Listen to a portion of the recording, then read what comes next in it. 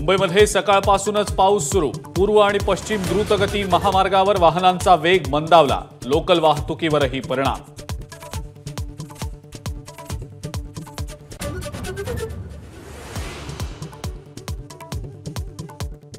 मुंबईला पाणी पुरवठा करणाऱ्या 7 धरणांमध्ये सरासरी 47% पाणी साठा।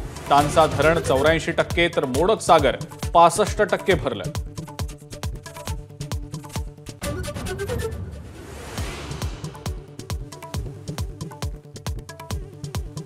आठवड्याच्या पहिल्याच दिवशी मध्य रेल्वे विस्कळीत। कल्याण रेल्वे स्टेशन जवळ सिग्नल यंत्रणेमध्ये बिघाड।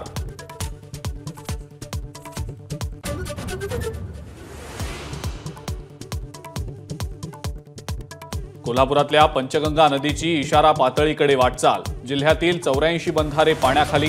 पूरस्थिती पाहून शाळा सुरू ठेवण्याच्या अधिकाऱ्यांच्या सूचना।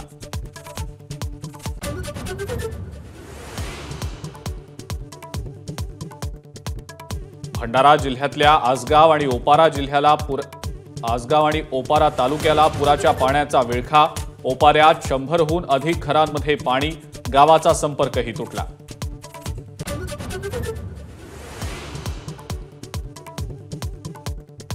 जुलै महिन्याची 22 तारीख उजाडली तरी उजनी धरण कोरडच। धरणामध्ये सध्या उणे 22% पाणी साठा।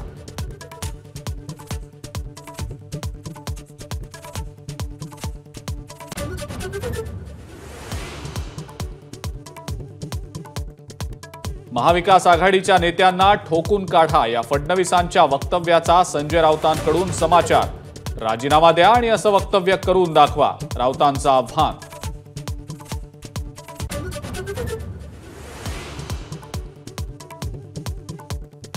अमित शहांचे शरद पवारांवरील आरोप निराशा आणि वैफल्यातून। संजय राऊतांची बोचरी टीका।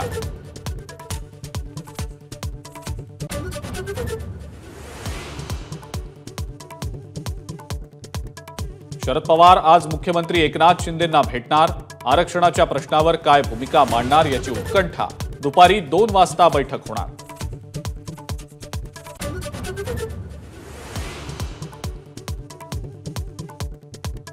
ओबीसींच्या आरक्षण बचावासाठी आजपासून लक्ष्मण हाकेंच्या नेतृत्वात जन आक्रोश यात्रा।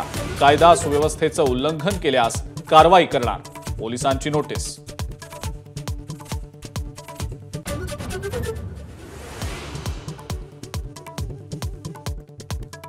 संसदेच्या अर्थसंकल्पीय अधिवेशनाचा दुसरा टप्पा आजपासून। आर्थिक पाहणी अहवाल आज सादर केला जाणार, तर अर्थमंत्री निर्मला सीतारमण उद्या सादर करणार अर्थसंकल्प।